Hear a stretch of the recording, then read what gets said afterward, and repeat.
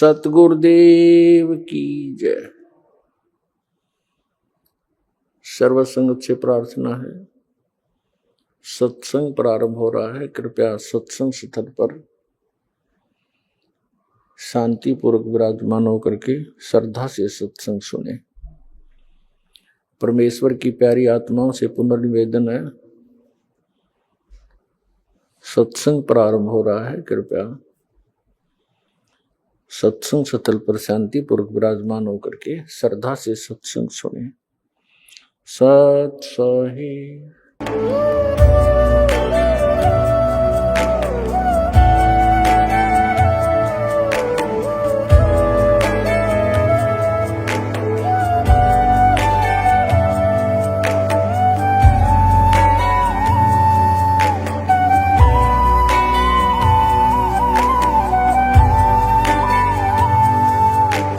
जब लग गुरु मिले न साचा, तब लग गुरु करो 10 पांचा। क्या गुरु बदल सकते हैं? क्या गुरु बदलने से पाप लगता है? अध्यात्म के इस मैदान में आखिर सही गुरु कौन है? गीता जी में वर्णित तत्वदर्शी संत कौन है? इन सभी प्रश्नों के उत्तर जानने के लिए अवश्य सुनिए जगत गुरु तत्वदर्शी संत रामपाल जी महाराज के मंगल प्रवचन। नमस्कार दर्शकों, धर्म को मानने वाले लोगों की आबादी के आधार पर ईसाई धर्म को दुनिया भर में सबसे बड़ा धर्म माना जाता है और सभी धर्मों की तरह ईसाई धर्म की भी कुछ मान्यताएं और कुछ त्योहार प्रचलित हैं। उन्हीं में से एक त्योहार है ईसाई धर्म का क्रिसमस डे, जिसे यीशु मसीह के जन्म दिवस के रूप में मनाया जाता है, जो कि हर साल 25 दिसंबर को मनाया जाता है। इस दिन लोग क्रिसमस ट्री सजाते हैं, उपहारों का आदान प्रदान करते हैं, पार्टियों का आयोजन करते हैं और यीशु मसीह को भगवान मानकर पूजते हैं। लेकिन ईसाई धर्म से जुड़े गूढ़ रहस्यों तथा बाइबल क्या कहता है क्रिसमस के बारे में, आइए जानते हैं इस एपिसोड में। सवाल नंबर 1, क्रिसमस डे पर ईसाई धर्म को मानने वाले लोगों द्वारा क्रिसमस ट्री सजाया जाता है, उपहारों का आदान प्रदान किया जाता है, पार्टियों का आयोजन किया जाता है। तो क्या यह सब करना बाइबल के अनुरूप सही है? दर्शकों, सबसे पहली और महत्वपूर्ण बात यह है कि ईसा मसीह के जन्मदिन को मनाने के लिए बाइबल में कहीं भी उल्लेख नहीं किया गया है, बल्कि बाइबल यिर्मयाह अध्याय 20 श्लोक 14 में ईसा मसीह ने कहा है कि श्रापित हो वह दिन जिसमें मैं उत्पन्न हुआ। जिस दिन मेरी माता ने मुंह को जन्म दिया वह धन्य न हो। साथ ही परमात्मा के साकार स्वरूप का वर्णन करते हुए गुरु नानक जी ने गुरु ग्रंथ साहिब के पेज नंबर, लेकिन इसे उत्सव के रूप में मनाने का कोई निर्देश नहीं दिया गया है। इसके अलावा बाइबल यिर्मयाह अध्याय 10 श्लोक 2 से 4 में यहोवा यों कहता है, अन्य जातियों के मार्ग पर न चलो और आकाश के चिन्हों से भयभीत न हो, क्योंकि अन्य जातियां उनसे भयभीत होती हैं। वे एक वृक्ष को काटते हैं, उसे सुनहरे और चांदी के गहनों से सजाते हैं और उसे स्थिर करने के लिए ठोंक लगाते हैं ताकि वह न हिले। साथ ही श्री गुरु ग्रंथ साहिब पृष्ठ 1257 मलार महल्ला एक घरूदो में लिखा है कि आज्ञाओं को त्याग कर मनुष्य की परंपराओं को थाम लिया है। तुम अपनी परंपराओं को बनाए रखने के लिए परमेश्वर की आज्ञाओं को तोड़ते हो। तथा कुलुस्सियों अध्याय 2 श्लोक 8 में लिखा है कि सावधान रहो कि कोई तुम्हें तत्वज्ञान और व्यर्थ धोखे के द्वारा, जो मनुष्य की परंपराओं और संसार की प्राथमिक शिक्षाओं पर आधारित हैं, लूट न ले। अर्थात बाइबल में बार बार यह चेतावनी दी गई है कि मनुष्य को अपने द्वारा बनाई गई मनमानी परंपराओं का पालन नहीं करना चाहिए, तथा जो लोग मनमाने तरीके से पूजा करते हैं या त्योहार मनाते हैं, वे ईश्वर के आदेश की अवहेलना करते हैं। दर्शकों, जिससे स्पष्ट है कि क्रिसमस दिवस पर क्रिसमस ट्री सजाना, उपहार देना और पार्टियों का आयोजन करना, ये सब सांसारिक क्रियाएं हैं जो बाइबल के विरुद्ध हैं। इसलिए ऐसे मनमाने त्योहारों को मनाना व्यर्थ है। सवाल नंबर 2, क्या मांस भक्षण वास्तव में ईसाई धर्म के अनुरूप है या यह केवल परंपरा और मिथकों का परिणाम है? दर्शकों, ईसाई धर्म के लोगों का मानना है कि ईश्वर ने उन्हें मांस खाने की अनुमति दी है, लेकिन यह सत्य नहीं है, क्योंकि जिस तरह आपने देखा कि ईसाई धर्म के लोगों को यही मालूम नहीं है कि बाइबल के अनुसार परमात्मा साकार है, बल्कि इसके विपरीत वे परमात्मा को निराकार मानते आ रहे हैं। ठीक इसी प्रकार जिस परमात्मा ने 6 दिन में सृष्टि रचकर 7वें दिन विश्राम किया, उस सर्वशक्तिमान परमेश्वर ने किसी भी प्राणी को मांस खाने का आदेश नहीं दिया, जिसका प्रमाण आप स्वयं देखिए। ये दूसरा दिन हुआ, ये तीसरा दिन हुआ, और फिर ये चौथा दिन हुआ, और फिर ये पांचवा दिन हुआ। अब हम छठे दिन पर आते हैं। ये तीसरा पृष्ठ है ये तौरेत का। अब 26 में कहा कि फिर खुदा ने कहा हम इंसान को, यानी 5 दिन में जो सृष्टि रची वो कर दी। छठे दिन फिर खुदा ने कहा कि हम इंसान को अपनी सूरत पर अपनी सभी की मानिद बनाएं, और वे समुद्र की मछलियों और आसमान के परिंदों और चौपायों और तमाम जमीन पर और सब जानवरों पर जो जमीन पर रेंगते हैं इख्तियार रखे, उनसे समझदार हो। खाना नहीं लिखा इसमें, आगे देखो। और खुदा ने इंसान को अपनी सूरत पर पैदा किया, अपने जैसा उत्पन्न किया, जैसा खुदा है। मनुष्य भी, खुदा भी मनुष्य जैसा हुआ। खुदा की सूरत पर उसको पैदा किया, नर और नारी करके उसने उनको पैदा किया। और खुदा ने उनको बरकत दी और कहा फूलो और बढ़ो और जमीन में मासूर हो, महकूम करो, और समुद्र की मछलियों और हवा के परिंदों और कुल जानवरों पर जो जमीन पर रेंगते हैं इख्तियार रखो। आगे लिखा कि और खुदा ने कहा कि देखो मैं तमाम रुए जमीन की कुल बीजदार सब्जी और हर दरखत जिसमें उसका बीजदार फल हो तुमको देता हूँ, ये तुम्हारे खाने को हैं।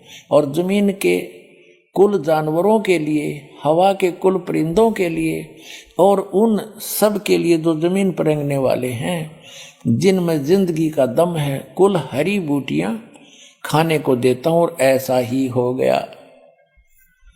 अपने आत्मा स्पष्ट कर दिया कि न तो किसी पशु को, ना पक्षी को, ना जलचर को, ना मनुष्य को उस अल्लाह ताला का आदेश नहीं है मांस खाने का। उन्होंने स्पष्ट कर दिया कि ये हरी सब्जी घास फूस दे रखा है तुम्हारे को। और फिर आगे देखो, और ऐसा ही होगा। और खुदा ने सब पर जो उसने बनाया था नजर की और देखा तो बहुत अच्छा है। और शाम हुई, सुबह हुई, और फिर छठा दिन हो गया। फिर उसके बाद आसमान और जमीन उनके कुल लश्कर का बनाना खत्म हुआ। और खुदा ने अपने काम को जिसे वो करता था 7वें दिन पूरा खत्म किया, और अपने सारे काम से जिसे वो कर रहा था 7वें दिन फारिग हुआ। और खुदा ने 7वें दिन को बरकत दी और उसे मुकद्दस ठहराया, क्योंकि उसमें खुदा सारी कायनात से जिसे उसने पैदा किया, बनाया और फारिग हुआ। अब इसको पवित्र बाइबल में दिखाता हूँ एज इट इज, ना तो ये आपको बरगला देंगे आपको, ये नकली अटपट करने वाले मारे सट्टे ने हो गए। हमने बहुत अच्छी तरह तालमे इल्म हूँ मैं, ये कहते हैं जो इनके पढ़ने वाले विद्वान, और का पता नहीं इनको। ये देखिएगा, ये पवित्र बाइबल है, संपूर्ण जीवन अध्ययन बाइबल। ये कहां से छपा ये देख लीजिएगा। ये देखिएगा, journal editor Donald C Stamps MDV, associate editor ये जे जवाली, Wesley Adams PhD, life publishers international, Springfield, Missouri, USA, printed in India. अब ये वही है सारा कुछ, और ये सारा दिखा दूं, पढ़ लो तुम। अब इसके हम इस पे आते हैं उत्पत्ति पर। देखिएगा, ये उत्पत्ति जिसको अंग्रेजी में उन्होंने कहा है जेनेसिस 1, प्रश्न नंबर 4 पे। आदि में यानी प्रारंभ में परमेश्वर ने आकाश और पृथ्वी की सृष्टि की। पृथ्वी बेडौल और सुनसान पड़ी थी, यह इस पर पहला दिन हुआ। फिर परमेश्वर ने जो कहा, जल के बीच एक ऐसा अंतर हो कि जल 2 भाग हो जाए। सारा कुछ क्या, सांझ हुई, भोर हुई, फिर दूसरा दिन हो गया। फिर सांझ हुई, भोर हुई, तीसरा दिन हो गया। हमने अपने मतलब की बात लेनी, ये चौथा दिन हो गया। सांझ हुई, भोर हुई, फिर चौथा दिन हो गया। अब हम ये 5वां दिन हो गया, प्रश्न नंबर 5 पर आ गए हम। ये सांझ हुई, भोर हुई, 5वां दिन हो गया। अब छठे दिन ये आ गया, छठा दिन। ये छठे दिन में चल पड़ा। इस प्रकार परमेश्वर ने पृथ्वी की जाति जाति के वन पशुओं को और जाति जाति घरेलू पशुओं और जाति जाति की भूमि पर सब रेंगने वाले जंतुओं को बना और परमेश्वर ने देखा अच्छा है। फिर परमेश्वर ने कहा कि हम मनुष्य को, उन सब पशु पक्षियों को बनाकर फिर हम मनुष्य को अपने स्वरूप के अनुसार बनाएं, अपनी समानता में बनाएं, और वे समुद्र की मछलियों और आकाश के पक्षियों और घरेलू पशुओं और सारी पृथ्वी पर सब रेंगने वालों जंतुओं पर जो पृथ्वी पर रेंगते अधिकार रखें। इनसे समझदार हो, जैसे भैंस, गाय, बैल, इनको हमने अपने काम के लिए प्रयोग कर लिया, इनको खाना नहीं, सताना नहीं, इनको जैसे गाय भैंस आपने रखी, उसको पहले आप पेट भरते हो, चराते हो, उसको नहवाते हो, धोआते हो, प्यार से रखते हो, जब वो दूध देती है। तो ऐसे कहा, खाने के लिए नहीं कहा उस मालिक ने। देखो आगे, तो परमेश्वर ने कहा मनुष्य को अपने स्वरूप के अनुसार बनाए, अपनी समानता बनाए। तो भगवान फिर कैसा हुआ? फिर परमेश्वर ने कहा हम मनुष्य को अपने स्वरूप के अनुसार बनाए, अपनी समानता बनाए, और वो समुद्र की मछलियों और आकाश के पक्षियों और घरेलू पशुओं और सारी पृथ्वी पर रेंगने वाले जंतुओं पर जो पृथ्वी पर रेंगते अधिकार रखे। आगे देखो, तब परमेश्वर ने मनुष्य को अपने स्वरूप के अनुसार उत्पन्न किया, अपने ही स्वरूप के अनुसार परमेश्वर ने उसको उत्पन्न किया, नर और नारी करके उसने मनुष्यों की सृष्टि की। तो भगवान कैसा? नर आकार, मनुष्य सदृश, जैसे जिनको परमात्मा मिले सचखंड लेकर गए, वापस छोड़ा, उन्होंने बताया हमरे ही निहार है, हमारा सृजनहार, हमारा भगवान हमारे जैसी शक्ल का है, लेकिन उसकी बॉडी वो उस वहां जाकर के सभी का जो शरीर है इमोर्टल हो जाता है, अविनाशी शरीर मिलता है, वो मटेरियल सारा अविनाशी मटेरियल का शरीर है। और यहाँ पर ये नासवान है ये शरीर। यहाँ जब आता है परमात्मा अपनी ओरिजिनल बॉडी से ही आता है, वो अविनाशी, वो ऐसे ही किसी माँ से जन्म नहीं लेता, सह शरीर आता है, सह शरीर चला जाता है। आपको प्रमाण दिखाएंगे, अल्लाह अकबर सह शरीर आया था, बालक रूप धारण किया, लीला करते बड़े हुए, फिर सह शरीर चले गए लाखों लोगों के सामने। अब ये स्पष्ट हो गया कि परमात्मा ने मनुष्य को अपने जैसा, अपनी सूरत में, अपने शकल के अनुसार अपने जैसा रचा। तो भगवान भी, अल्लाह भी मनुष्य जैसा है। और आगे फिर वो क्या कहता है देखो, और परमेश्वर ने कहा नर और नारी करके उनकी सृष्टि की, और परमेश्वर ने उनको आशीष दी, उनसे कहा फूलो फलो और पृथ्वी पर भर जाओ और उसको अपने वश में कर लो, और समुद्र की मछलियों तथा आकाश के पक्षियों और पृथ्वी पर रेंगने वाले जंतुओं पर अधिकार रखो। यानी उनसे, जैसे इंसान ने शेर तक को भी काबू कर लिया, हाथियों को भी बांध लिया, तो ऐसे कंट्रोल करने के लिए कहा उन्होंने। आगे देखो, फिर परमेश्वर ने उनसे कहा, यानी मनुष्यों को भी, फिर परमेश्वर ने उनसे कहा कि सुनो, जितने बीज वाले छोटे छोटे पेड़, ये मनुष्यों के लिए आदेश है, सारी पृथ्वी के ऊपर हैं, और जितने वृक्षों में बीज वाले फल हैं, वे सब मैंने तुमको दिए तुम्हारे भोजन के लिए।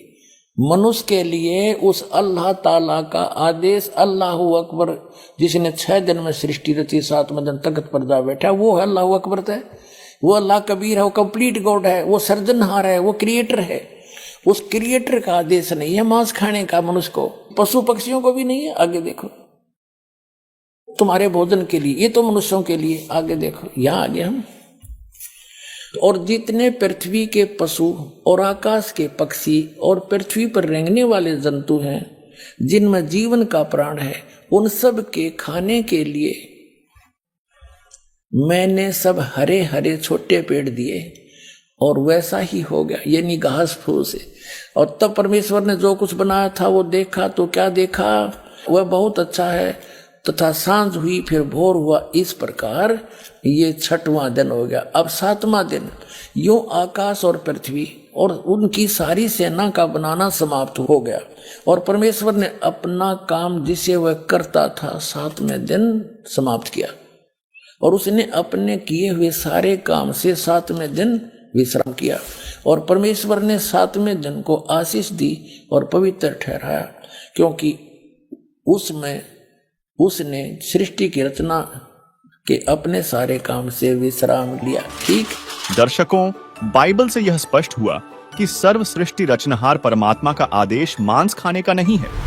इसके आगे यदि कोई आदेश बाइबल में मांस खाने का है, तो वह पूर्ण परमात्मा का नहीं है। इसलिए उस आदेश को मानना परमात्मा के आदेश का उल्लंघन है। आदम जी को अपना आदि पुरुष मानते हैं दोनों धर्म, ईसाई और मुसलमान धर्म के अनुयायी। तो बाबा आदम जो है, और उसी का विवरण है वहां पर पवित्र बाइबल में। और परमात्मा ने जो आदेश दिया था कि किसी ने मांस नहीं खाना, ये एक आहार है तुम्हारा, बीजदार पौधे जैसे गेहूं, चना, ज्वार, बाजरा, ये जो कुछ भी है, और बाकी काजू, किस्मत, सेब, संतरे, ऐसे मोहन मेवा दे रखी भगवान ने, फिर अड़ंगा खावे। तो वहां उसके बाद जैसे पवित्र बाइबल में आपको आगे पढ़ने को मिलेगा, उसमें क्या लिखा है कि ऐसे खुरों वालों का मांस नहीं खाना, ऐसे पशुओं का मांस खाना, ऐसों का नहीं खाना। ये उनका किसका विधान है? ये भगवान का नहीं है। ये किसी फरिश्ते ने या किसी अन्य देव ने या किसी महात्मा पुरुष ने अपनी सोच उसमें लिख दी, वो मालिक का आदेश नहीं है। और यदि उस परमात्मा के विधान को ना मानकर हम किसी अन्य देव या फरिश्ते का आदेश पालन करते हैं तो भगवान के विधान को हम तोड़ रहे हैं। जैसे एक थानेदार से मित्रता थी किसी व्यक्ति की, उसने अपने थानेदार मित्र से कहा कि मेरा गवांडी, मेरा पड़ोसी मुझे बहुत परेशान करता है और मैंने सब तरह से उससे प्रार्थना कर ली, मान नहीं रहा, कोई यत्न करो। अब उस दरोगा जी ने कह दिया अपने मित्र से कि मार उसका लठ, माफ देख लूंगा। अब मित्र का आदेश पाके उस व्यक्ति ने, दरोगा का आदेश पाके, अधिकारी का, अपने पड़ोसी के साथ झगड़ा ठान लिया और उसका सिर में लठ मारा, वो मारते मर गया।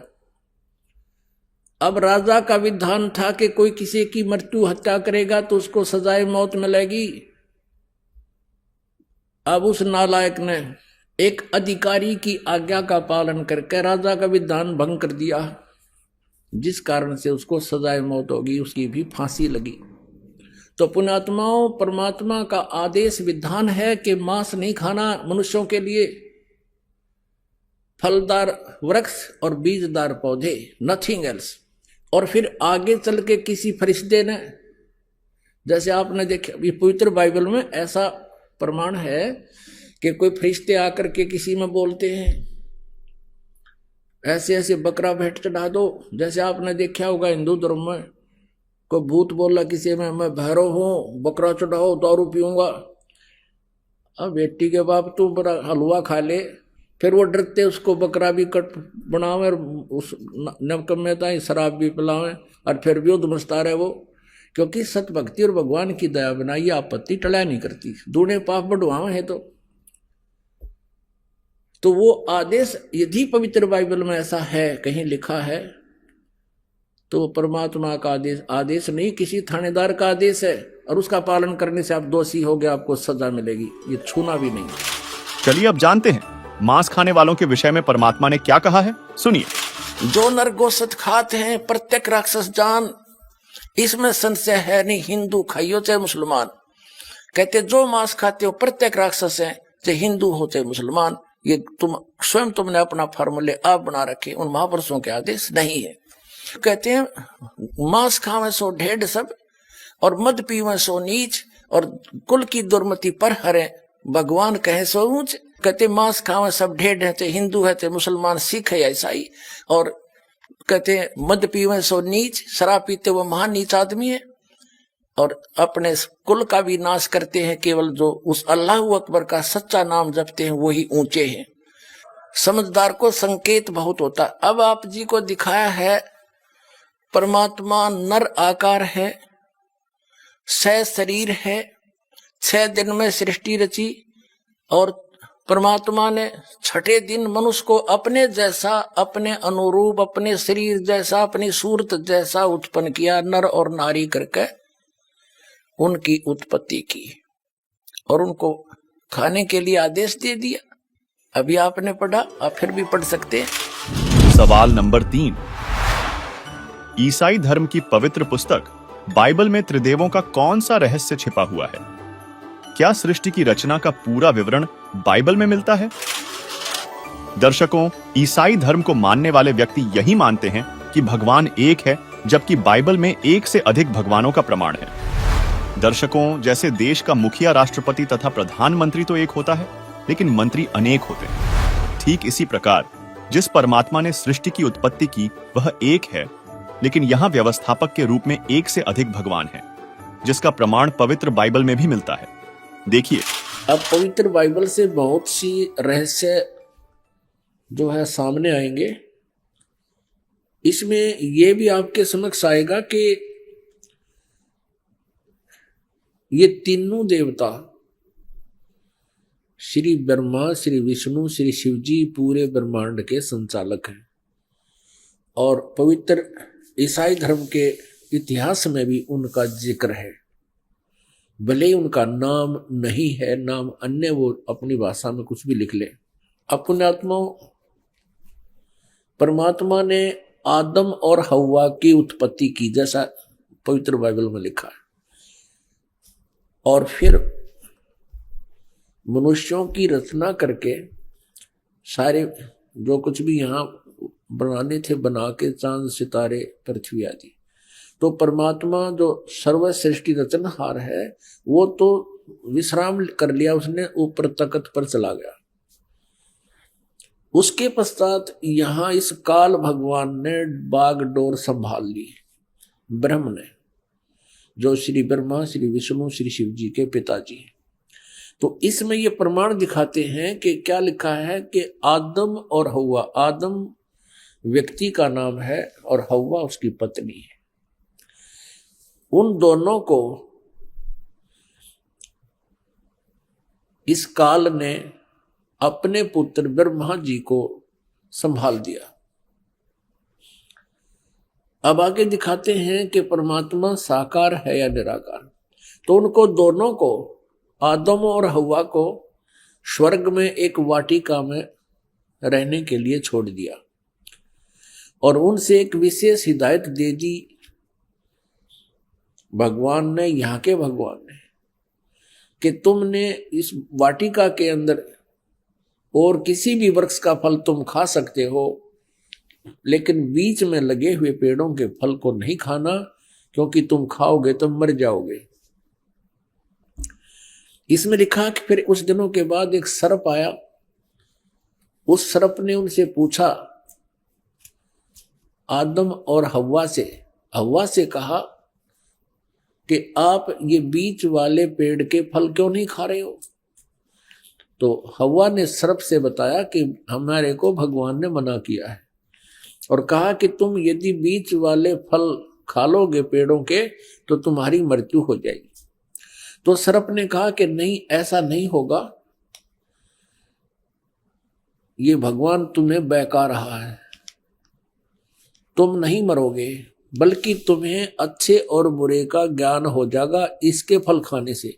इसलिए भगवान तुम्हें धोखे में रखे हुए हैं कि कहीं तुम इस बीच वाले फल को, वृक्षों के फल को खा के अपने अस्तित्व को समझ सके, वो नहीं चाहता। अब हव्वा ने उस बीच वाले वृक्ष के फल को तोड़ा, आप भी खाया, अपने पति से भी खिला दिया।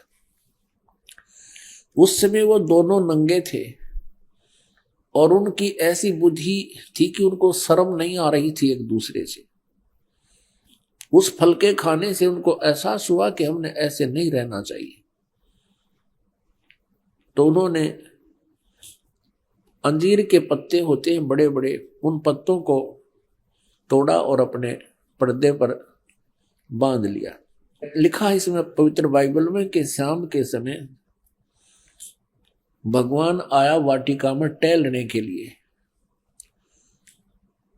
और उसने आवाज लगाया कि आदम और हव्वा तुम कहाँ हो? भगवान को देखकर उनकी आहट पाकर के वो छुप गए वृक्षों के बीच में और कहने लगे कि हम यहाँ बैठे हैं, हमें आपसे शर्म आ रही है क्योंकि हम नंगे हैं।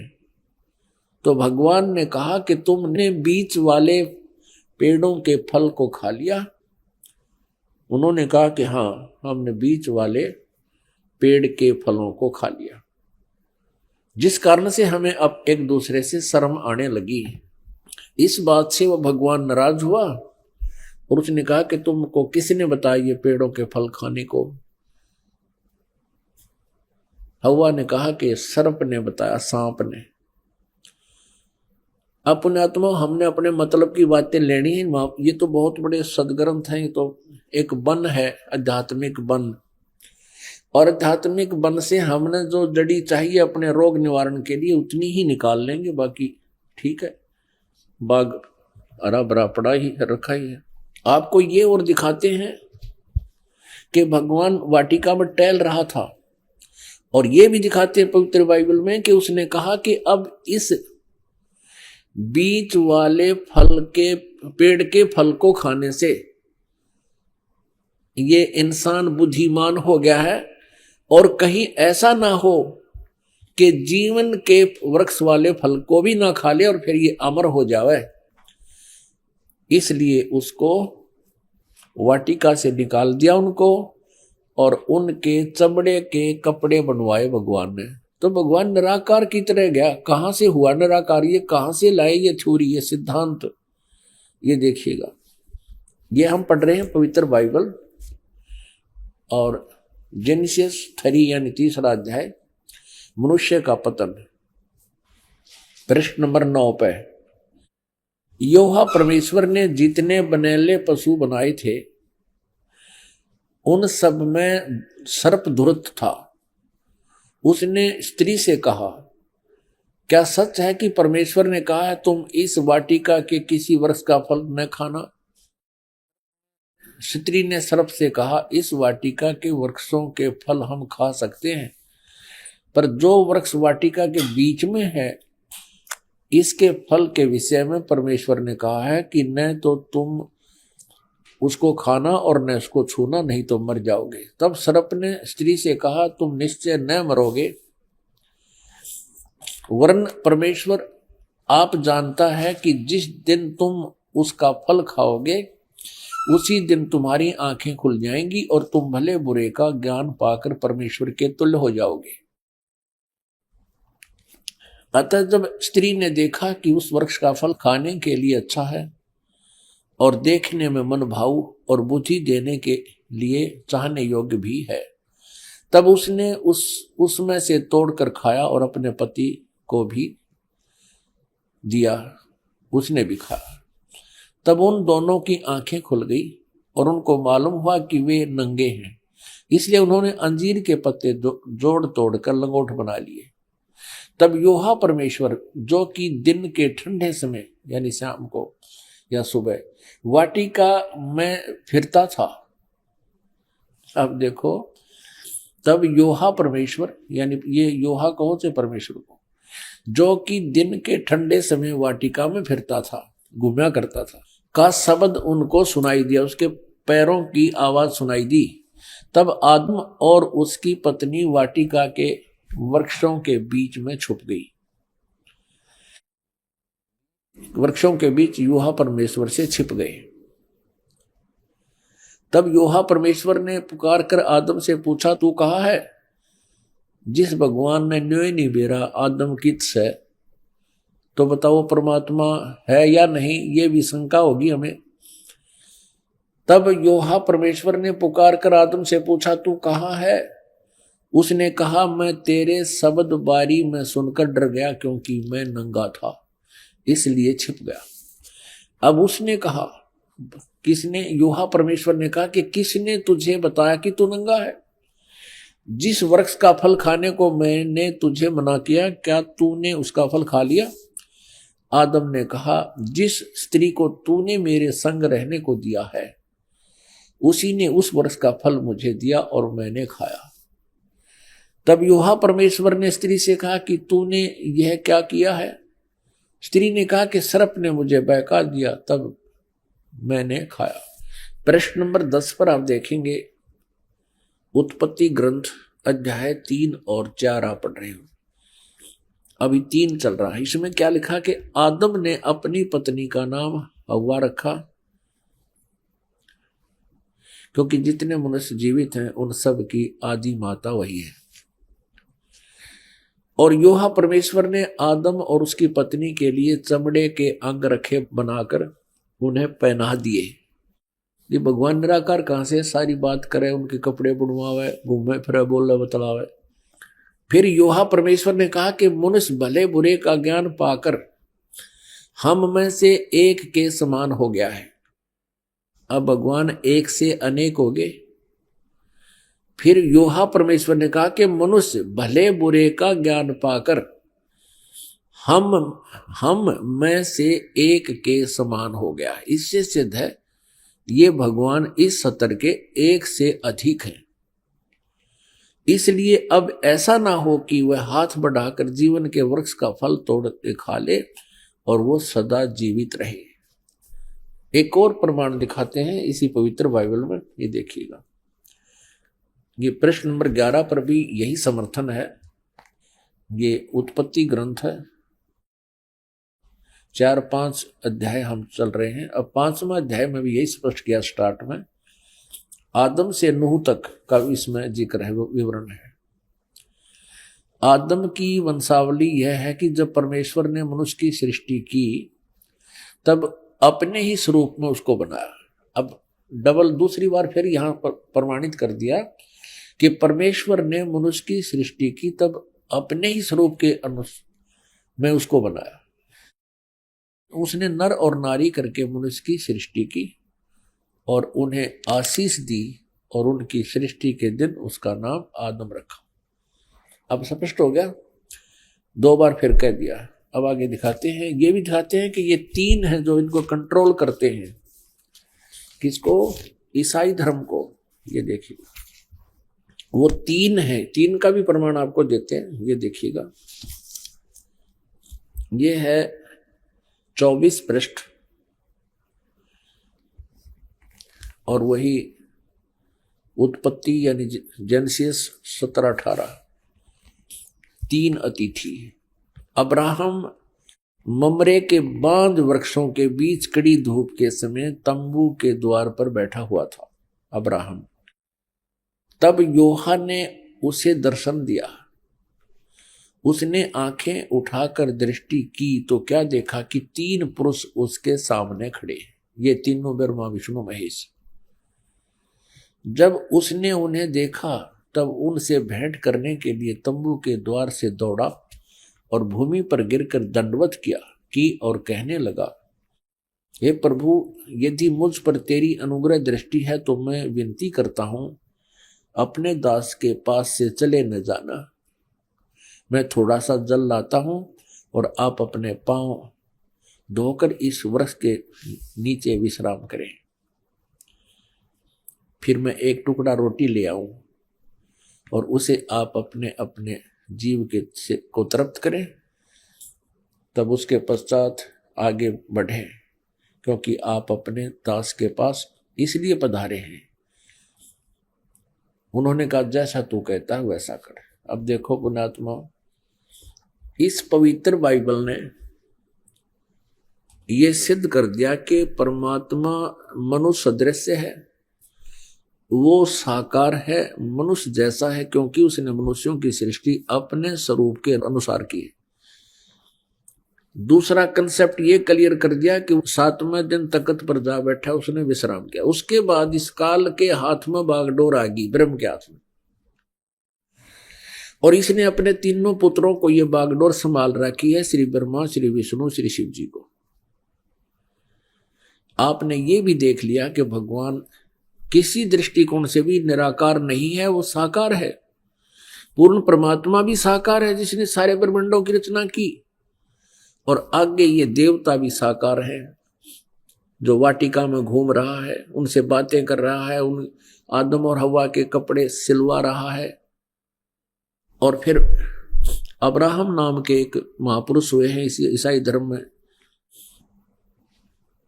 ईसा जी से पूर्व की बातें हैं, आदम जी के बाद की बातें। तो उसने देखा कि 3 भगवान खड़े सामने, उनको दंडवत प्रणाम किया। तो परमात्मा निराकार कहां से रहा? ये कहां से लाई ये सिद्धांत? ये था लोकवेद।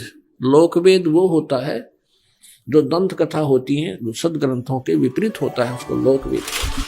दर्शकों, इससे यह भी स्पष्ट होता है कि बाइबल में सृष्टि रचना का पूर्ण ज्ञान नहीं है। इसीलिए सृष्टि रचना की संपूर्ण जानकारी जानने के लिए इसी वीडियो के डिस्क्रिप्शन में दी गई लिंक पर क्लिक करके देखिए यह वीडियो, जिसका टाइटल है संपूर्ण सृष्टि रचना। सवाल नंबर 4। एक ओर ईसाई धर्म में परमात्मा को निराकार माना जाता है और दूसरी ओर ईसा मसीह जी को ईश्वर मानकर पूजा जाता है, तो इसमें कितनी सच्चाई है तथा परमेश्वर के अस्तित्व के विषय में पवित्र बाइबल क्या कहती है? दर्शकों, यह बात सत्य है कि ईसाई धर्म में परमात्मा को निराकार माना जाता है, लेकिन यह बाइबल के अनुसार सही नहीं है। साथ ही परमात्मा को निराकार मानते हुए भी पूरा ईसाई धर्म ईसा मसीह की ईश्वर के रूप में पूजा करता है, जबकि परमात्मा तो कोई और है जिसने 6 दिन में सृष्टि रची, 7वें दिन विश्राम किया, जिसका प्रमाण पवित्र बाइबल के उत्पत्ति में है। देखिए पवित्र बाइबल।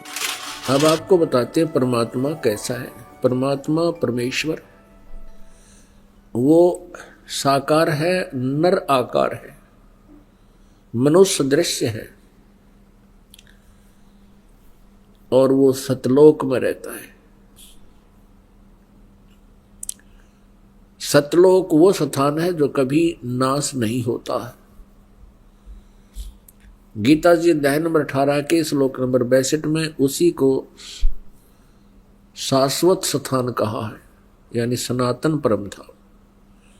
और वहां जाने के बाद प्राणी का फिर कभी जन्म मृत्यु नहीं होता। अब जितने भी सतलोक की, सचखंड की महिमा गाने वाले ये पंथ हैं, इनको कह का भी ज्ञान नहीं, सचखंड और ऊपर के लोकों का केवल सुना सुनाया ज्ञान परमात्मा कबीर जी की वाणी को उन्होंने रट रखा है। उसी का उल्टा सुल्टा अनुवाद करके इन बोली आत्माओं को भ्रमित कर रखा है, जो उनके अनुयायी हैं। सर्वप्रथम आपको पवित्र बाइबल से परिचित कराते हैं। पवित्र बाइबल के पढ़ने वालों से आप पूछिएगा परमात्मा साकार है व निराकार? वो कहेंगे परमात्मा निराकार है और कहते हैं गॉड इज फॉर्मलेस। उन्होंने फिर पवित्र बाइबल को समझा ही नहीं। पवित्र बाइबल में लिखा है कि परमात्मा मनुष्य दृश्य है और 6ठे दिन उस परमेश्वर ने कहा कि हम मनुष्य को अपने स्वरूप के अनुसार उत्पन्न करेंगे, और वैसा ही कर दिया। 6ठे दिन भगवान ने मनुष्य को अपने स्वरूप में उत्पन्न किया, नर और नारी करके उनकी उत्पत्ति की। अब देखिएगा प्रमाण पवित्र बाइबल में। पवित्र बाइबल संपूर्ण जीवन अध्ययन बाइबल। पवित्र बाइबल संपूर्ण जीवन अध्ययन बाइबल। संपादक हैं डेविड स्टुअर्ट, अंग्रेजी। प्रधान संपादक Donald C Stamps, MA MDV। संयुक्त संपादक ये सारे कुछ लिखे इनके। ये USA से छपा है। अब ये देखिएगा उत्पत्ति, जिसको इंग्लिश में, अंग्रेजी में बोलते हैं ये जेनेसिस।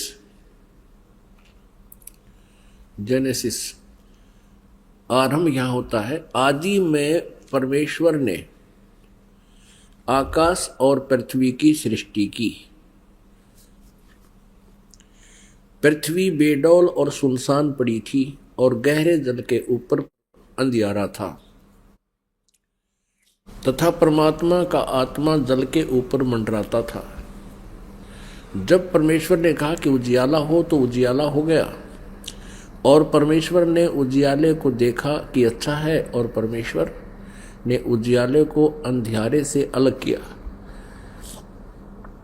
और परमेश्वर ने उजियाले को दिन, अंधियारे को रात कहा।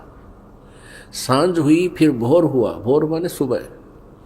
इस प्रकार ये पहला दिन की रचना की प्रभु ने, परमात्मा ने, परमेश्वर ने। फिर परमेश्वर ने कहा कि जल के बीच एक ऐसा अंतर हो कि जल दो भाग हो जाए, तब ऐसा ही होगा। तथा इस प्रकार सांझ हुई फिर भोर हुआ, ये दूसरा दिन हो गया। फिर तीसरे दिन कुछ और रचना की, सांझ हुई फिर भोर हुआ, फिर ये तीसरा दिन हो गया।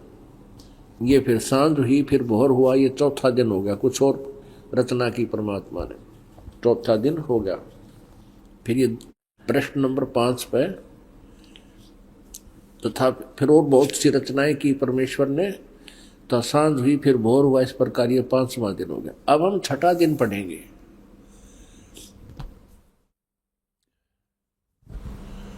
फिर परमेश्वर ने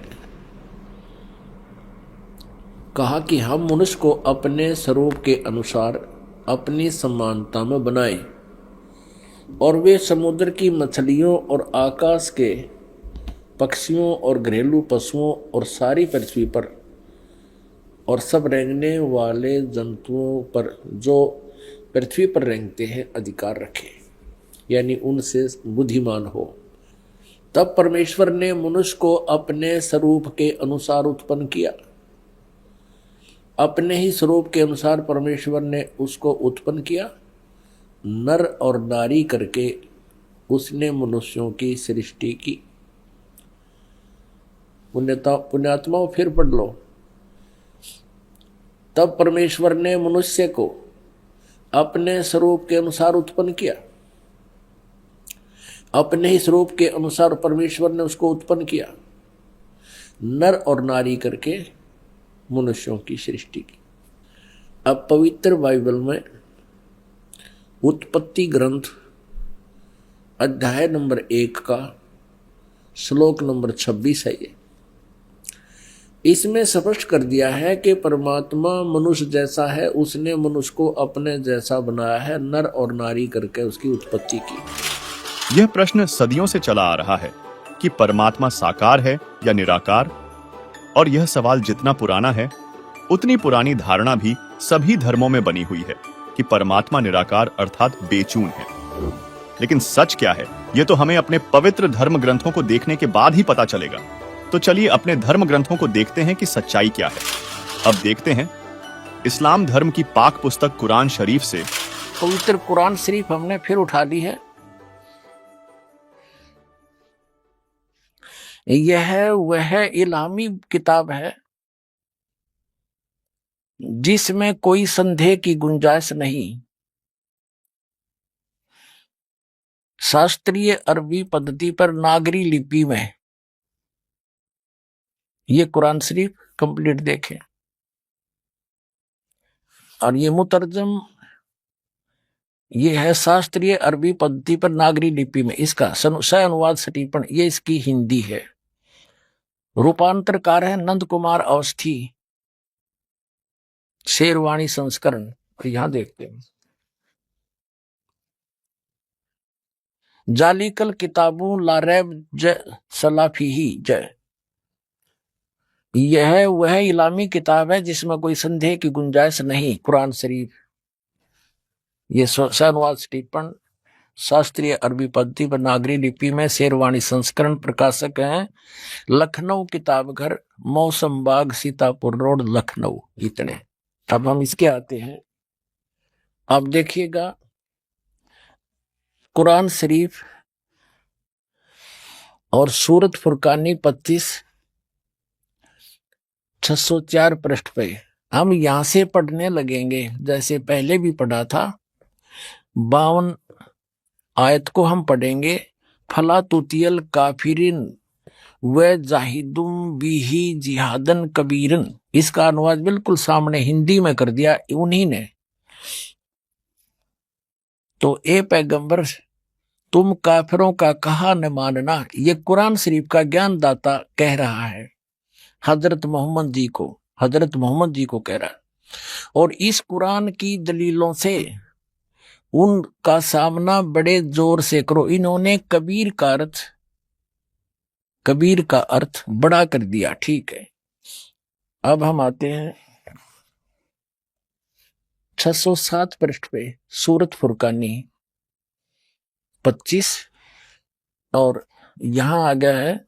अब हम 53वीं आयत पढ़ेंगे और वही है जिसने दो दरियाओं को मिला चलाया, एक का पानी मीठा प्यास बुझाने वाला और एक का खारी कड़वा, और दोनों में एक आड़ और मजबूत रोक बना दी।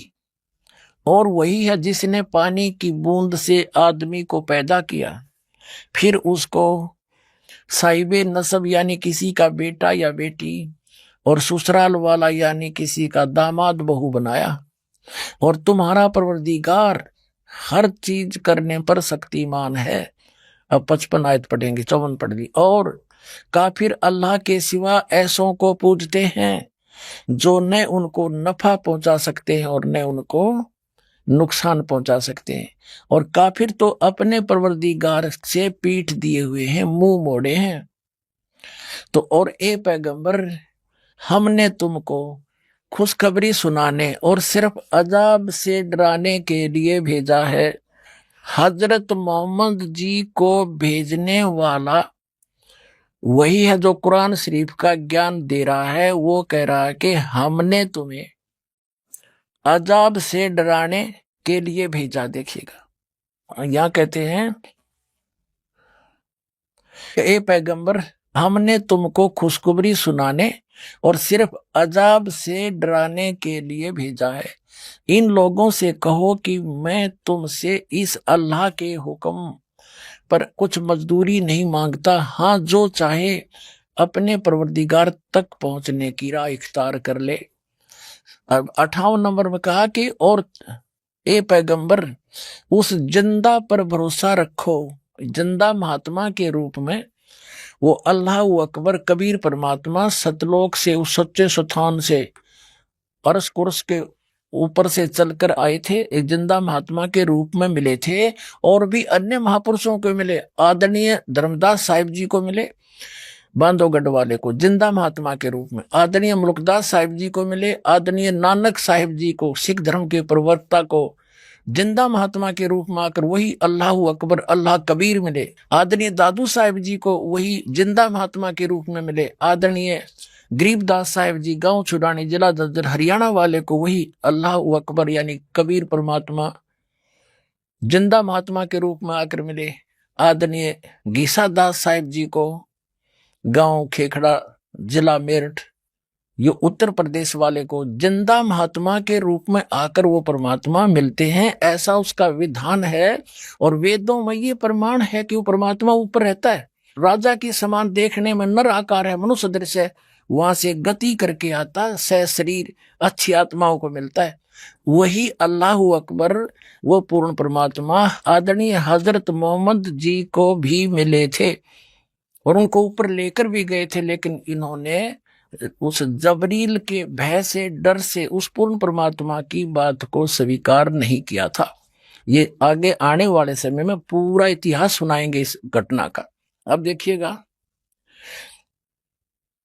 हम ये 57 नंबर आयत पढ़ रहे हैं। 57, ए पैगंबर, उस जिंदा पर भरोसा रखो जो कभी मरने वाला नहीं है, वास्तव में अविनाशी इमोर्टल वही है, और तारीफ के साथ उसकी पाकी बयान करते रहो। यानी कुरान शरीफ के ज्ञानदाता से अन्य की पाकी बयान करने को कुरान शरीफ का ज्ञानदाता कह रहा है। और अपने बंदों के गुनाहों से वो काफी खबरदार है। जिसने आसमानों और जमीन और जो कुछ उनके बीच में है सबको 6 दिन में पैदा किया, और फिर वह तख्त पर जा विराजा। वह अल्लाह बड़ा, वो अल्लाह कबीर है, वो अल्लाह कबीर है। अंडरस्टूड हो गया? यो रहमान है और उसकी खबर किसी बाखबर इल्म वाले से पूछ देखो। कुरान शरीफ का ज्ञानदाता भी उससे अनभिज है, उस अल्लाह अकबर को नहीं जानता। अभी आपने 2 पवित्र धर्मों के धर्म ग्रंथों से जाना कि परमात्मा यानी अल्लाह मनुष्य सदृश्य है और वह ऊपर तख्त सिंहासन पर बैठा है। चलिए अब जानते हैं हिंदू धर्म ग्रंथ अर्थात विश्व के सबसे प्राचीनतम ग्रंथ वेदों और सिख धर्म के पवित्र गुरु ग्रंथ साहिब से कि आखिर परमात्मा रब कैसा है। पवित्र वेद दिखाते हैं। पवित्र ऋग्वेद आपको दिखाते हैं पहले पवित्र ऋग्वेद के अंदर। ये है ऋग्वेद मंडल नंबर 9 और 10 इकट्ठे ही हैं, अनुवादित है। ये कहां से प्रकाशित है? सार्वदेशी कार्य प्रतिनिधि सभा, महर्षि दयानंद भवन, रामलीला मैदान, नई दिल्ली से। महर्षि दयानंद सरस्वती कृत, मुद्रक है Prince offset printers, 1510, Pataudi house, Daryaganj, नई दिल्ली से।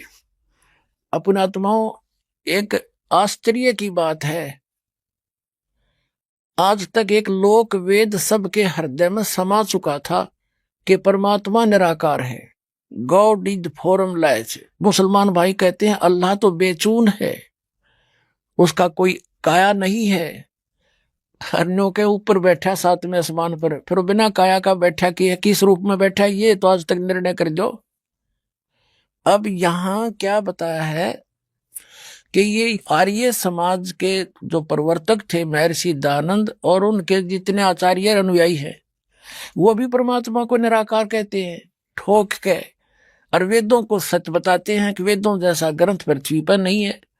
हर वेद आप अनुवाद कर रहे हैं, ओए होए। तो कबीर साहब कहते हैं मोती मुक्ता दर्शत नाही, ये जग है सब अंधरे, दिखत के नैन चश्मे इनका फिरा मोतिया बंदरे। ये दिखते विद्वान, इनका मोतिया बंद हो रहा था अज्ञान रूपी। जैसे किसी को मोतिया बंद हो जाना, आंखों में एक रोग होता है, उसकी आंखें तो बिल्कुल स्वस्थ दिखाई देती है, स्वस्थ, जैसे इनमें कोई रोग नहीं, लेकिन उसको दिखता कुछ नहीं। तो परमात्मा कहते हैं ये दिखते विद्वान और कहें निराकार, इनका कख भी नहीं पता, अनुवाद खुद कर रहे हैं और फिर भी निराकार का ढोल पीट रहे हैं। ईसाई धर्म के धर्मी व्यक्ति पवित्र बाइबल को सिरोधार्य मानते हैं, उस जैसा ग्रंथ नहीं मानते हैं, और परमात्मा को फॉर्मलेस बताते, निराकार बताते। इसमें स्पष्ट लिखा है नराकार मनुष्य दृश्य है, और पवित्र कुरान शरीफ में स्पष्ट लिखा है कि वो 6 दिन में सृष्टि रची, उसने 7वें दिन तख्त पर जा विराजा। जा विराजा को निराकार क्या बैठेगा? वो मनुष्य दृश्य है, वहां जा बैठा, वहां पर तो बैठा है तो कोई आकार है उसका। हम ऋग्वेद पढ़ रहे हैं, ऋग्वेद, आपको इसका पूरा प्रकरण दिखा दिया था। ऋग्वेद मंडल नंबर 9 सूक्त नंबर 86 मंत्र नंबर 26 में कहा है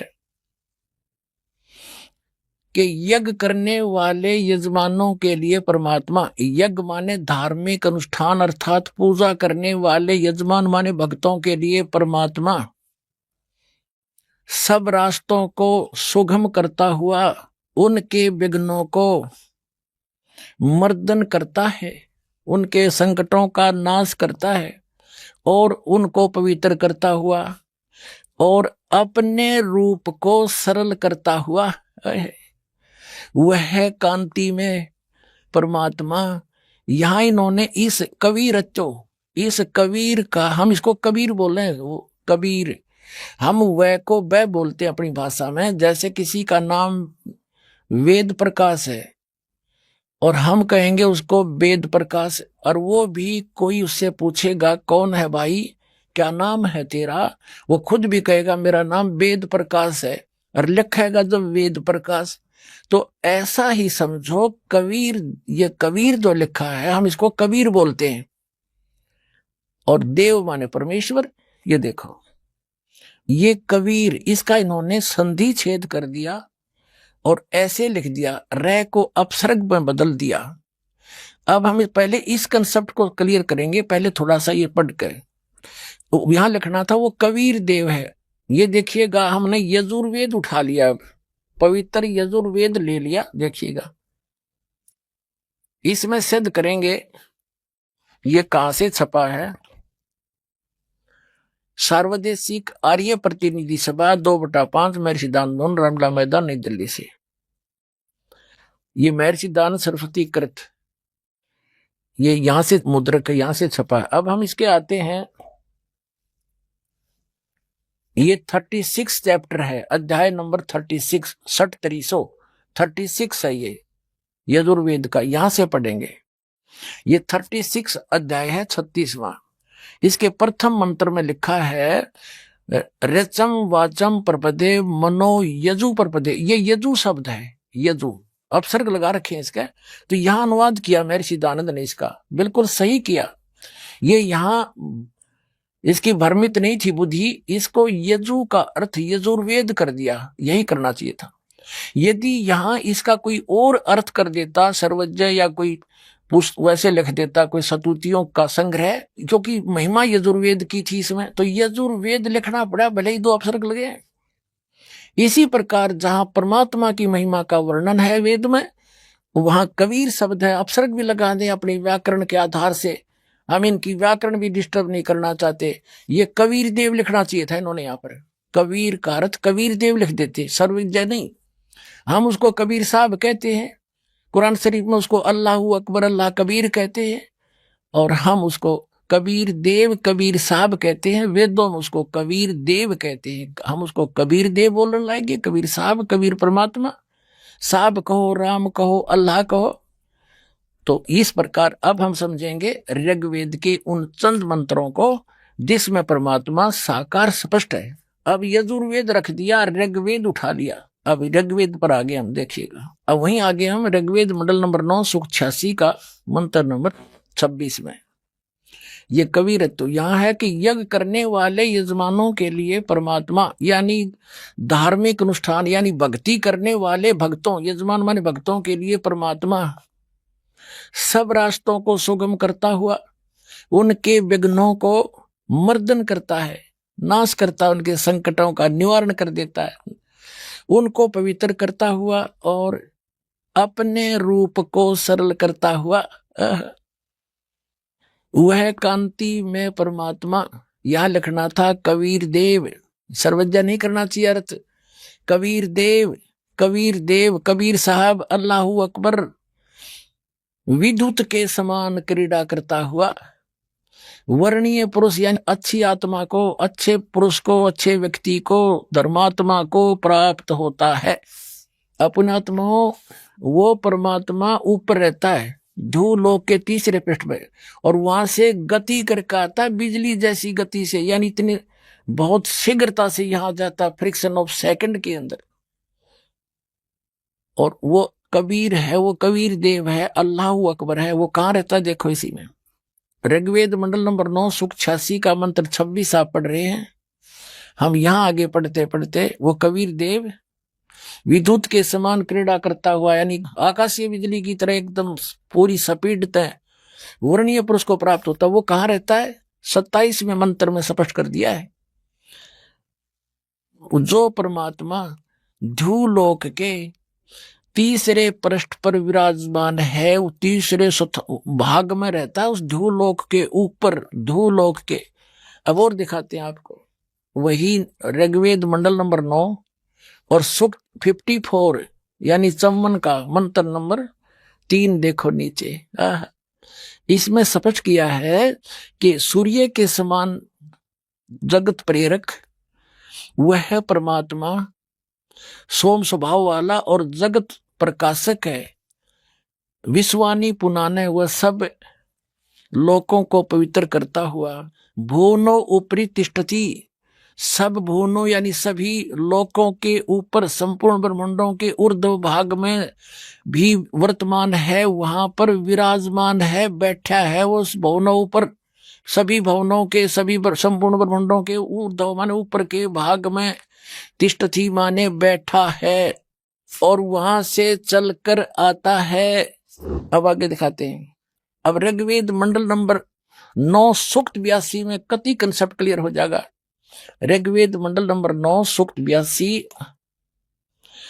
और मंत्र नंबर 1 में क्या कहा है, वह है जो सर्वोत्पादक प्रभु यानी सबकी उत्पत्ति करने वाला, 6 दिन में सृष्टि रच के 7वां दिन तख्त पर बैठने वाला, प्रकाश रूप सद्गुणों की वृष्टि करने वाला, पापों का हरण करने वाला, वह राजे, ये संस्कृत है, इसका अर्थ है राजा के समान, राजा के।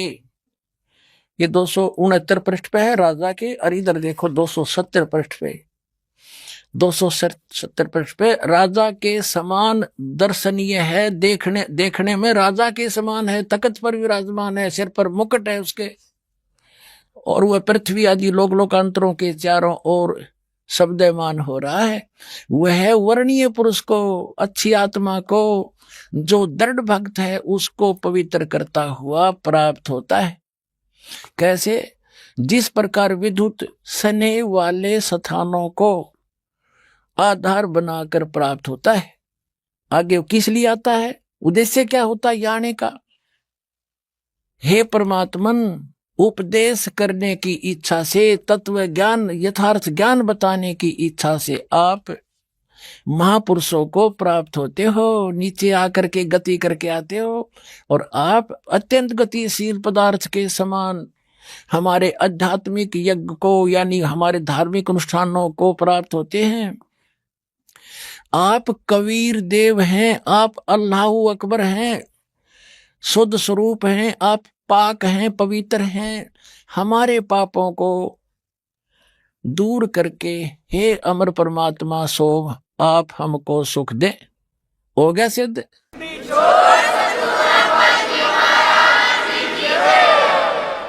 अब 3 पवित्र धर्मों के सदग्रंथों से सिद्ध हो गया कि वो परमात्मा नर आकार है, मनुष्य दृश्य है, और ऊपर के लोक में तख्त के ऊपर विराजमान है, सब ब्रह्मांडों के ऊपरी स्थान पर, और वहां से गति करके सह शरीर आता है, या तत्व ज्ञान प्रकाश करता है। धर्म शास्त्रों का परम ज्ञाता गुरु नानक जी ने गुरु ग्रंथ साहिब के पेज नंबर 567 में लिखा है, वड्डा साहिब है आप अलख पारा, तेरे बंके लोएण दंतरी साला, सोने नक जैन लंबड़े वाला, कंचन काया सोने की ढाला, हंस हंसा बग बग्गा लह मन की जाला, बंके लोएण दंतरी साला, तेरी चाल सुहावी मधुराड़ी बाणी,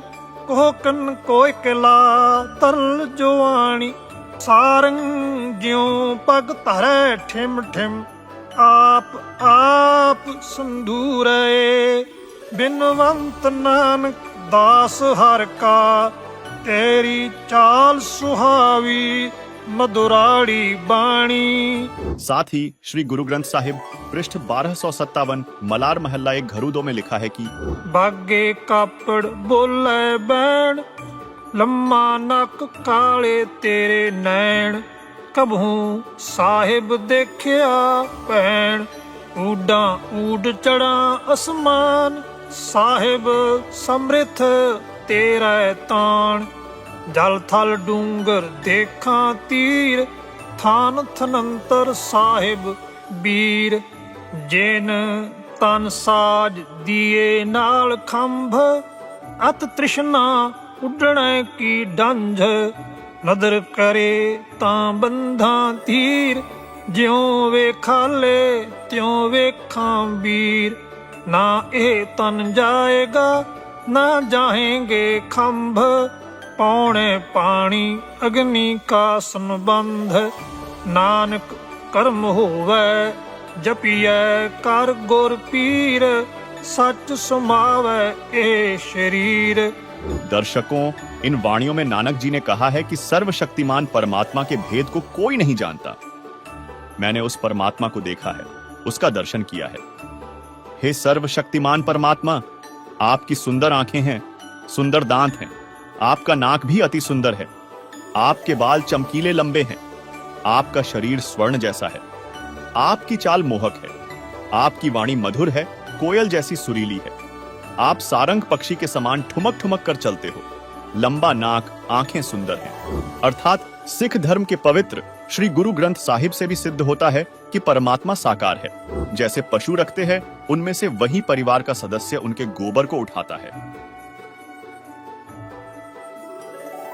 हमरे ही हुनियार है हमरा सिरजनहार, गरीब दास विधि भेद सुन खुले मुक्ति द्वार।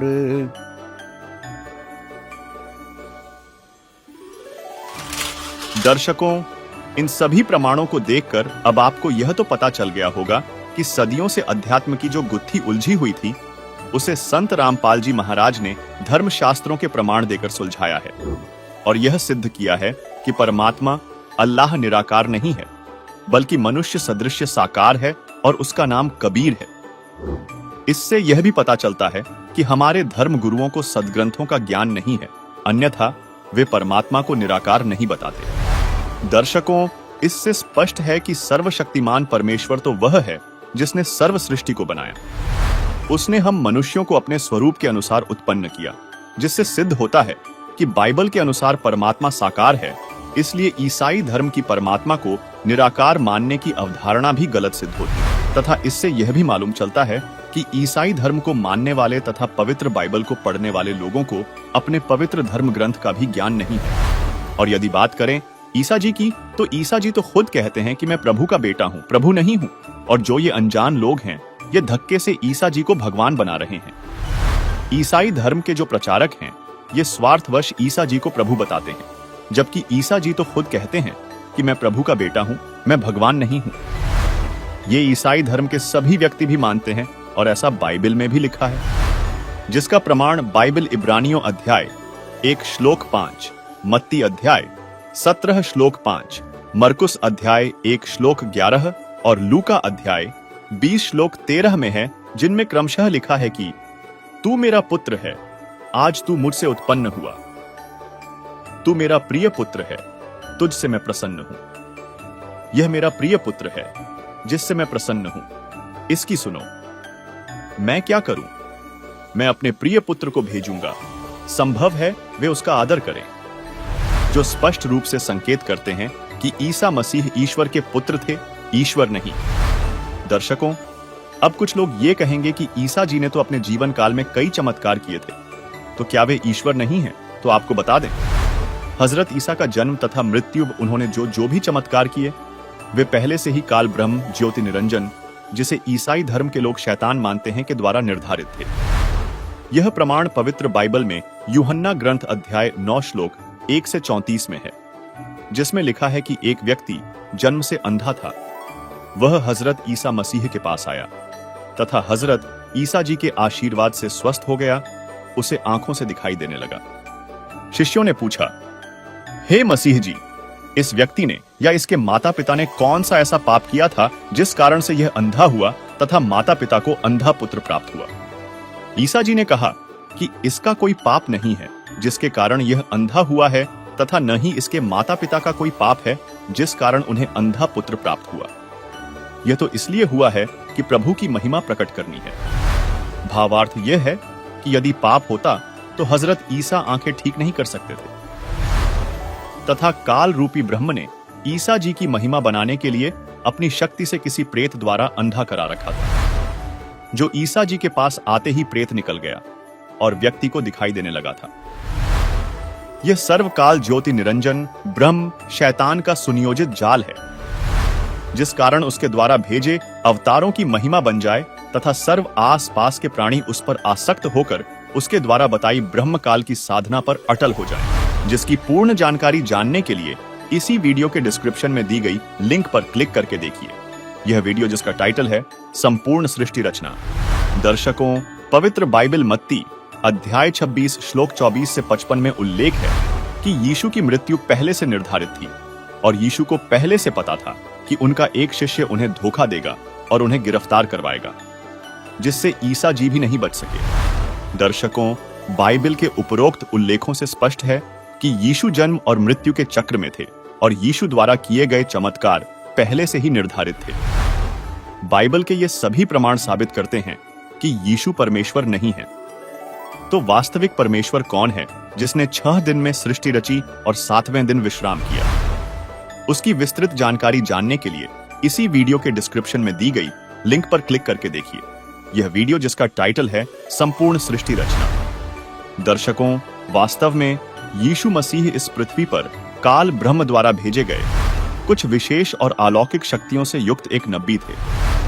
उन्हें विष्णु लोक से पृथ्वी पर भेजा गया था, लेकिन उनके वास्तविक स्वरूप और उद्देश्य के बारे में संपूर्ण जानकारी केवल एक तत्वदर्शी संत ही प्रदान कर सकते हैं। इसी विषय में स्वयं कबीर परमेश्वर जी ने कबीर सागर के अध्याय मोहम्मद बोध में कहा है, ये तो अधर शून्य स्थाना, जबरूत मोकाम ईसा को जाना, ईसा पैगंबर पढ़े किताबा, उसका नाम इंजील किताबा, सलाम आलेक तहां हम कीना, दस्ता बोस उन्हू उठी लीना, तहवा बैठी विश्वंभर राई, वही पीर तो वही खुदाई। दर्शकों, हम सभी जानते हैं कि उस समय के स्वार्थी लोगों ने ईश निंदा के आरोप में ईसा मसीह को सूली पर चढ़ा दिया था और जब उनका शरीर सूली से उतारा गया तो उन्हें एक कब्र में दफना दिया गया। लेकिन 3 दिन बाद आश्चर्यजनक रूप से ईसा जी अपने अनुयायियों को दर्शन दिए। लेकिन दर्शकों, वह ईसा मसीह नहीं थे, बल्कि वह स्वयं पूर्ण परमात्मा कबीर जी थे, जिन्होंने यीशु के रूप में प्रकट होकर उनके अनुयायियों का विश्वास बनाए रखा। यदि परमेश्वर यह लीला न करते तो यीशु के अनुयायियों का भगवान से विश्वास उठ जाता और वे नास्तिक हो जाते, जबकि परमात्मा भक्तों के विश्वास को कभी कमजोर नहीं होने देता। इस विषय में संत गरीबदास जी ने कहा है, गरीब लाख छिदर मैं करूं अपने संतों का जे, हिरणा कुछ जो मारत हूँ नरसिंह दर्द हो साज। अर्थात संत गरीबदास जी ने बताया है कि परमेश्वर कबीर जी कहते हैं कि जो मेरी शरण में किसी जन्म में आया है मुक्त नहीं हो पाया, मैं उसको मुक्त करने के लिए कुछ भी लीला कर देता हूँ। जैसे प्रहलाद भक्त की रक्षा के लिए नरसिंह रूप धारण करके हिरण्यकशिपु को मारा था। फिर कहा है कि गरीब जो जन हमारी शरण है ताका हूँ मैं दास, गैल गैल ला गया फेरों जब तक धरणी आकाश। अर्थात परमेश्वर कबीर जी ने कहा है, जो जन व्यक्ति किसी जन्म में मेरी शरण में आ गया है उसके मोक्ष के लिए उसके पीछे पीछे फिरता रहता हूँ। जब तक धरती आकाश रहेगा तब तक उसको काल जाल से निकालने की कोशिश करता रहता हूँ। संपूर्ण आध्यात्मिक ज्ञान को जानने के लिए प्रतिदिन देखिए संत रामपाल जी महाराज के मंगल प्रवचन संत रामपाल जी महाराज YouTube चैनल पर, या उनके द्वारा लिखित पवित्र पुस्तक ज्ञान गंगा को संत रामपाल जी महाराज ऐप से डाउनलोड करके निशुल्क पढ़ें, जिससे आपको परमेश्वर की वास्तविक व प्रमाणित जानकारी लग सके। आइए अब हम उन श्रद्धालुओं के अनुभव जानते हैं जो जगत गुरु तत्वदर्शी संत रामपाल जी महाराज जी से दीक्षा प्राप्त कर चुके हैं तथा उनके द्वारा बताए गए भक्ति मार्ग पर चल रहे हैं। नमस्कार जी। नमस्कार। क्या नाम है बहन जी आपका? सरस्वती दासी। बहन जी आप कहाँ के रहने वाली हैं? हम कलकत्ता की हूँ, नदिया जिला। बहन जी संत रामपाल जी महाराज से नाम दीक्षा आपने कब ली? 2012 27 जुलाई को। संत रामपाल जी महाराज से नाम दीक्षा लेने से पहले क्या आप कोई भक्ति साधना करते थे? हम बचपन से है ना क्रिश्चियन धर्म को ही जानती हूँ और क्रिश्चियन धर्म ही मानती हूँ। और फिर जब क्लास 4 में पढ़ी, जब गांव में आई तो पता चला जे हम हिंदू हूँ तो हिंदू का देव देवी होते हैं, तो फिर हम हिंदू लोग का भी भक्ति करने लगती और हमारा क्रिश्चियन धर्म का भी प्रार्थना जो हम लोग बोर्डिंग में सीखी हूँ वो हम करने लगी थी। तो ऐसे हमारा चलती रहा। तो चलते चलते फिर बहुत देव देवी को भी हम देखने लगी और फिर वो लोग का आशीर्वाद भी हमको मिला, हमको माँ सरस्वती का भी आशीर्वाद मिला और देवी देवता भी हमको बहुत आने लगा 2010 में। और 2010 में हमको ये भी पता चला जो कि कोई जगह में धरती के ऊपर कोई अवतार लिया। क्यों, ये कैसे पता चला? जैसे सोचिए ऊपर से फूल बारिश हो रहा है तो हम लोग जानता है जो कोई धरती पर जब कोई जन्म लेता है, जो कोई अवतार आते हैं तो उस टाइम फूल ही बरसता है, देवता लोग फूल बरसता है। बस इतना ही हमारा ज्ञान था। हमको तो हिंदू धर्म का उतना भी ज्ञान नहीं था क्योंकि हम क्रिश्चियन धर्म में ज़्यादा जानती हूँ।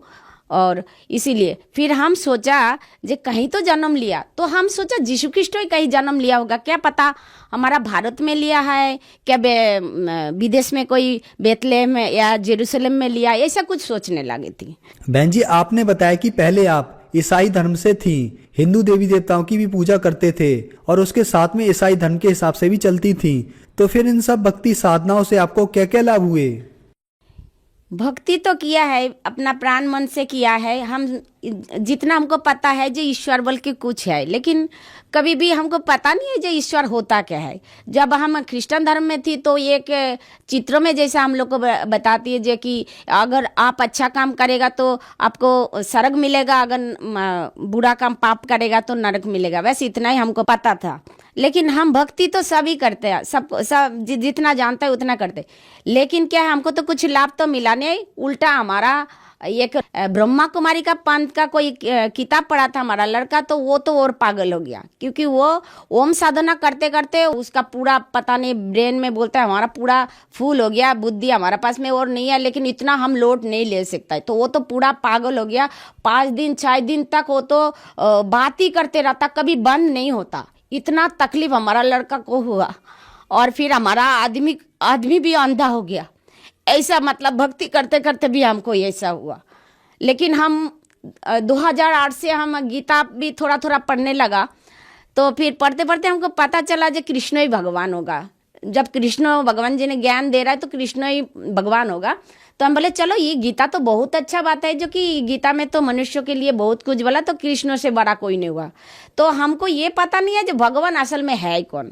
तो ऐसा करते करते हम बहुत मतलब भक्ति करा, लेकिन फिर हमारा दुख तो कभी गया ही नहीं है, सिर्फ दुख ही हुआ। आदमी अंधा हो गया, बेटा हमारा पागल भी हो गया, तो कुछ तो होता नहीं है उसमें। फिर हमारा तो टीवी का बीमारी था, मरने का जैसा ही हो गया था हम। तो बहन जी, आपने ईसाई धर्म को भी अपनाया, हिंदू धर्म के हिसाब से भी आपने भक्ति की, लेकिन इसके साथ साथ आपके बेटे ने ब्रह्म कुमारी की भी भक्ति की, फिर भी आपने दुख ही दुख देखे। आपके पति अंधे हो गए, आपके बेटे ने ब्रह्म कुमारी की भक्ति की, उससे आपका बेटा पागल हो गया, आपको भी टीबी की बीमारी हो गई। फिर आप संत रामपाल जी महाराज की शरण में कैसे आए? धर्मलोक नाम का एक पेपर आता है, साप्ताहिक पेपर। तो ये धर्मलोक का पेपर में हम छाट छाट के जो देवता को हमको अच्छा लगता, जो देवी को क्या क्या माने कैसा है, वो हम डायरी में नोट करती। लेकिन एक दिन क्या किया, कबीर साहब का कोई कुछ बयान वो धर्मलोक में आया, तो हम वो भी हमको पता नहीं, हमको अच्छा लगा तो उनको भी नोट कर लिया। और जब उनको नोट कर लिया तो उसका दूसरा दिन एक भगत है ना, वो जैसा पंपलेट दिया, अवश्य जानिए बोल के, वहाँ पे 12 प्रश्न है, ब्रह्मा विष्णु का माता पिता कौन है, ऐसा करके 12 प्रश्न है। और फिर उसके नीचे में और लिखा है, अगर ये सब प्रश्न का उत्तर अगर आपको चाहिए तो आपको ज्ञान गंगा किताब पढ़ना पड़ेगा। तो हम, और फिर और भी एक जगह में लिखा हुआ है, जे सारे धर्म गुरु को अगर आध्यात्मिक का ज्ञान हो तो वो संत रामपाल जी महाराज से आध्यात्मिक चर्चा करें। तो हम संत रामपाल जी महाराज जी का नाम तो कभी सुना नहीं है, और संत क्या होता उतना भी हमको उतना ज्ञान नहीं था। तो हम बोले जो भी हो, लेकिन ये जो ज्ञान का कंपटीशन तो इंसान नहीं दे सकता है। हम लोग जानते हैं, हम बंगाली होते हुए हम जानते हैं जो ईश्वर चंद्र विद्यासागर नाम है, जो विद्या का सागर है। लेकिन ये जो ज्ञान गंगा का आध्यात्मिक चर्चा के लिए जो बोल रहा है, जो अगर आपके पास में आध्यात्मिक ज्ञान हो तो आप लोग हमारा साथ में चर्चा करें। अगर आपको आध्यात्मिक मार्ग का ज्ञान नहीं हो तो आप समझो आप हार गया और आपका पास में कोई नॉलेज नहीं है। तो हम सोचता है आज तक धरती पे किसी ने ऐसा नहीं बोला जो हमारा पास में ज्ञान है, तुम लोग चर्चा करने आओ। तो हम सोचा तो ये तो कोई इंसान तो है ही नहीं, ज्ञान का चर्चा करना, वो भी कंपटीशन। ज्ञान में ज्ञान का तो भंडार होता है, क्योंकि कितना ज्ञान है, कितना किताब है, इतना किताब इतना ज्ञान कैसे वो चैलेंज कर सकता है। तो हमारा मन में उत्सुक हुआ ये किताब हमको चाहिए। तो ये जो किताब का दाम 2000 होगा, हम मन में सोचा कि ये 2000 ही होगा। फिर बाद में बोलता है चलो 2000 तो होगा तो कोई बात नहीं है, अगर इसका कीमत जो ये ज्ञान गंगा किताब अगर 5000 में भी हमको मिल जाए तो वो भी हम इसको लेगा, लेकिन 5000 से ज़्यादा होगा तो हमको थोड़ा कष्ट होगा। बस यही सोच के हम फ़ोन किया। तो 20 दिन बाद वो मुफ्त में हमारा पास आया। जब हमारा पास आया तो हम भूमिका पढ़ा। भूमिका पढ़ते ही हमारा मन विचलित हो गया। तो हम जहाँ पे जिस मालिक का काम करता है वो मैनेजर था, हम उसको बोला जे आप हमको कोई कारण से, हम सोचा कैसे छुट्टी मांगूं, तो उसको हम बोला जे आप हमको 1 दिन के छुट्टी दीजिए, हम राजस्थान जाएगा, हमारा बेटी का बेटी हुआ, हम देखा नहीं है। तो उसने हमको 1 दिन का छुट्टी देने से भी मैंने वो कर दिया। फिर वो बोलता है हम राजस्थान से आएगा तब जाना। तो जिस दिन राजस्थान से आया तो हम सोचा अभी हम भाग जाओ, कहाँ पे भगवान है, हम भगवान को ढूंढने के लिए। तो उसके बाद क्या किया, वो बोलता है कि जी अभी हम आया, अभी तुम छुट्टी मांग रहा है। तो हम डर लग गया, जो हमारा 3 बच्चा एमए बीएड कर रहा है, एमए और कंप्यूटर इंजीनियर कर रहा है, तो ये तो अगर ये हमको नौकरी से निकाल देगा तो हम क्या करूँ। तो दूसरा दिन फिर वो हमको छुट्टी नहीं दिया उस दिन। आज छुट्टी का बात तो बोला ही नहीं। फिर बाद में हम रात भर रोए और परमात्मा को बोला, हे परमात्मा हम तुमको ढूंढने मांग रहे, तुम कहाँ पे हो, हमको तो छुट्टी नहीं दे रहा है, भगवान तुम ही कुछ कर सकता है। फिर वो दूसरा दिन वही मैनेजर परमात्मा ने पता नहीं उनको क्या बोला, वो हमको 5 दिन का छुट्टी दिया। हम खुशी खुशी से चला गया। हम जब हिसार में गया 3 पुलिस ने हमको बहुत बुरा बोला गुरु जी के बारे में। फिर हम गुरु जी का सुन के हमको बहुत रोना है। हम बोला ये परमात्मा को क्यों इतना बुरा बोलता है। तो फिर हमको बहुत दुख लगा। फिर हम उसे और कुछ नहीं बोला, फिर जो बोलना है हम बोल के वो चुप हो गया। फिर हम जब गुरु जी के महिला आश्रम में जाकर बोला ये परमात्मा कहाँ पे थे।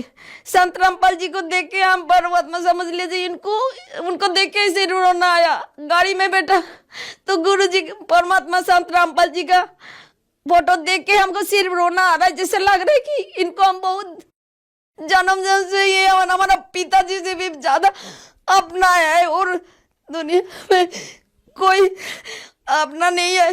तब हम नाम लिया। बहन जी, संत रामपाल जी से जब आपने नाम दीक्षा ली तो उसके बाद क्या आपको कोई लाभ भी प्राप्त हुए? हमको पहले तो लाभ है जो मनुष्य जन्म का जो दुर्लभ आध्यात्मिक ज्ञान, ये ज्ञान का लाभ हमको मिला। और जिंदगी में जो जितना टेंशन था और टेंशन उसी दिन से हमारा खत्म हो गया। हमको आज तक भी हमको टेंशन नहीं आता, ना हमको बीमार कोई दवाई खाना पड़ता है ना कुछ खाना पड़ता है। ये तो लाभ हुआ। और भी लाभ हुआ, जैसे हमको 2013 में हमारा नौकरी छूट गया। 1 साल तक हम घर में बैठा।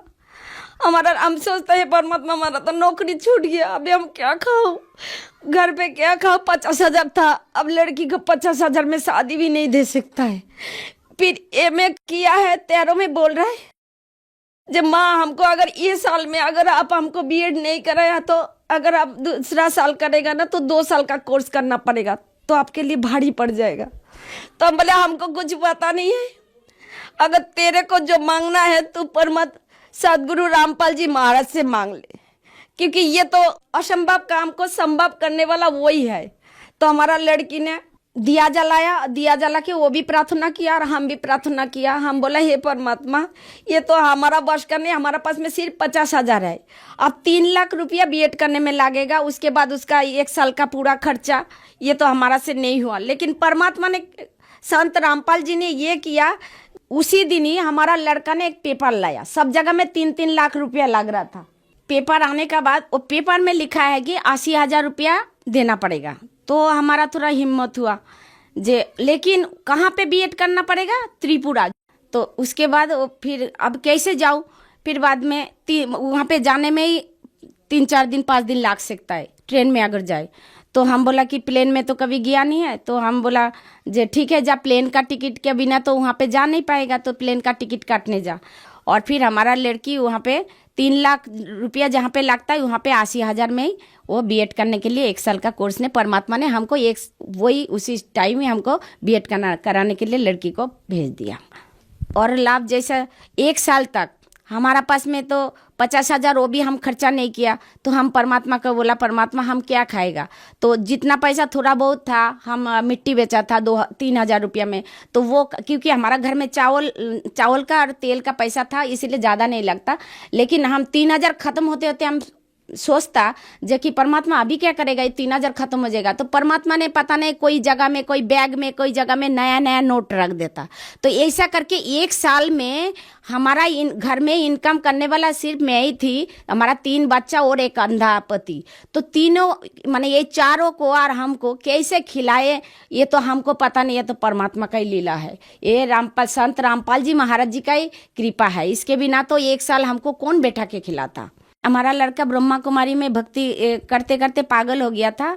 जब संत रामपाल जी महाराज से नाम लिया तो वो ठीक भी हो गया और अभी वो कंप्यूटर कंप्लीट करके अभी वो भक्ति भी कर रहा है और यहाँ पे आके मैनेजर पोस्ट में उसको नौकरी भी मिल गया। बहन जी, संत रामपाल जी महाराज से नाम दीक्षा लेने के बाद आपको बहुत से लाभ प्राप्त हुए, तो जो जन समुदाय आपको देख रहा है आप उन्हें क्या संदेश देना चाहेंगी? संदेश क्या दो, संदेश तो परमात्मा ही देंगे।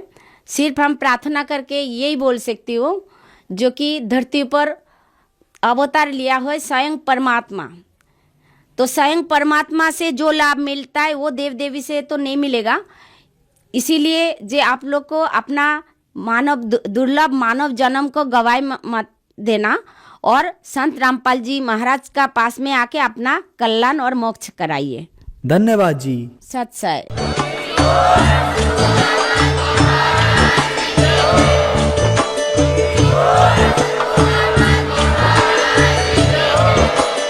आप आप सुन रहे थे जगत गुरु तत्वदर्शी संत रामपाल जी महाराज जी के मंगल प्रवचन। अधिक जानकारी के लिए विजिट कीजिए हमारी वेबसाइट www.jagatgururampalji.org। संत रामपाल जी महाराज जी के शुभ आशीर्वाद से पूरे विश्व भर में 500 से भी ज्यादा नाम दीक्षा केंद्र हैं, जिन पर संत रामपाल जी महाराज जी द्वारा ऑनलाइन निशुल्क नाम दीक्षा दी जा रही है। अपने नजदीकी नाम दीक्षा केंद्र का पता करने के लिए संपर्क करें 8222880541।